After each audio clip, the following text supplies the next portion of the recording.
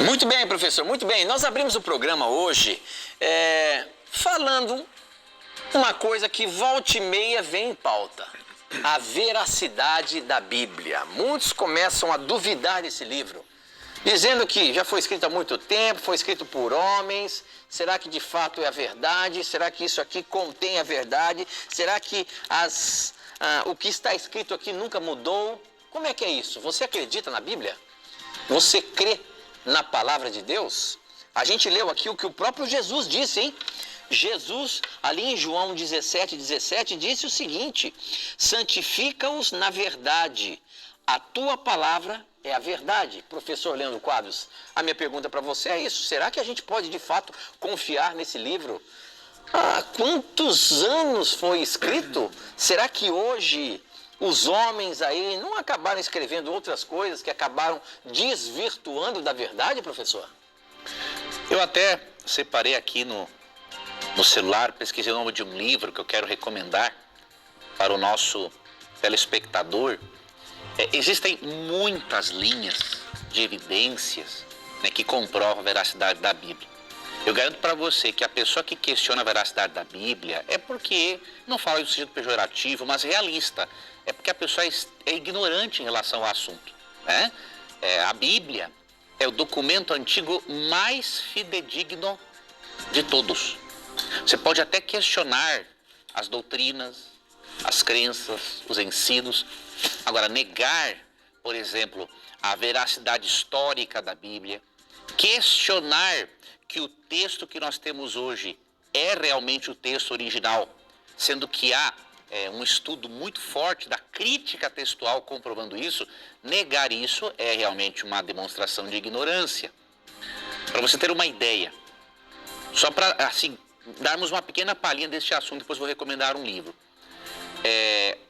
A crítica textual, né, é uma ciência que trabalha com a reconstrução, né, de textos antigos. Tá?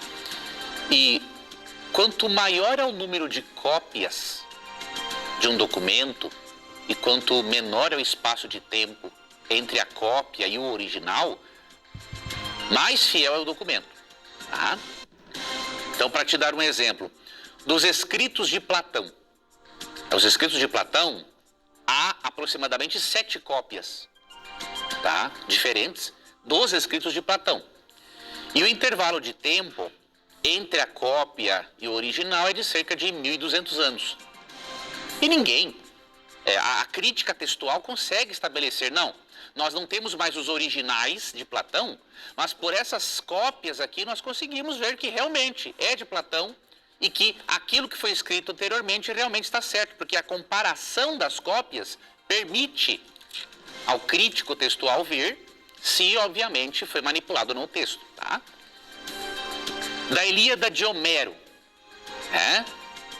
que é aquele épico grego, existem pouco mais de 600 cópias. E já um espaço de tempo entre a cópia original menor, tá? Agora, olha bem, só do Novo Testamento tem cerca de 5.700 cópias. E há, entre alguns manuscritos, né, e o original, há um intervalo de tempo de 40, 30, 40 anos.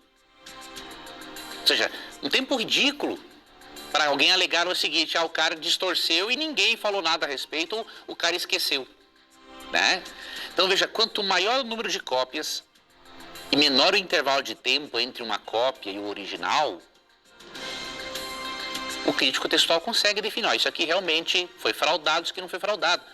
Existem cerca de 5.700 cópias. Agora é curioso, né? Dos escritos de Platão, que são apenas 7, com um intervalo de 1.200 anos entre a cópia original, ninguém questiona nada. Agora, quer questionar a Bíblia?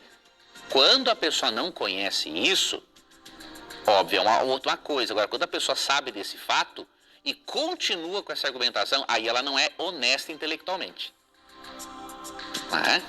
Então, do ponto de vista da crítica textual, não tem como você questionar a veracidade da Bíblia. Você pode até negar o que ela diz. Eu não creio nisso. Aí é uma outra história. Agora, negar, dizer que esse livro foi manipulado, uma pessoa honesta intelectualmente, que tem acesso a esse mínimo de informação, não pode fazer isso. Tá? Outra linha de evidência tem as evidências arqueológicas, né? Não há uma evidência arqueológica que desmereça a Bíblia. Vou lhe dar aqui um exemplo. Você pode ver muitos outros no programa Evidências, do Dr. Rodrigo Silva. Tá? Mas, por exemplo, por muito tempo, os céticos alegavam que a Bíblia fantasiava, diríamos assim, quando falava do povo hitita, falava dos heteus. Porque a Bíblia era o único documento antigo que registrava a existência desse povo. Só que depois se descobriu uma biblioteca inteira dos hititas na região da Turquia. Então não tem como desmerecer a Bíblia. Além dessa linha de evidência, há as profecias preditivas, né? Dezenas de profecias sobre Jesus, profecias essas feitas com 500, 600 anos antes de Cristo vir, se cumpriram todas nele. Sem falar das profecias relacionadas ao tempo do fim, sinais no mundo moral, no mundo religioso. Né? Em relação à história toda da humanidade, tudo predito, né? Antes de acontecer, está ali direitinho.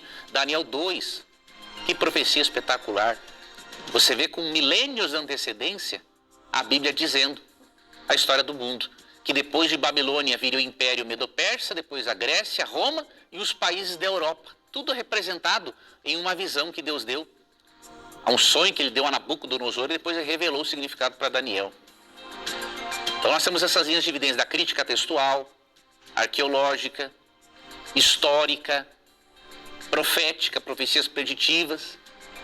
Então existe uma linha de evidências muito forte. E a principal delas, né, é o poder transformador da Bíblia.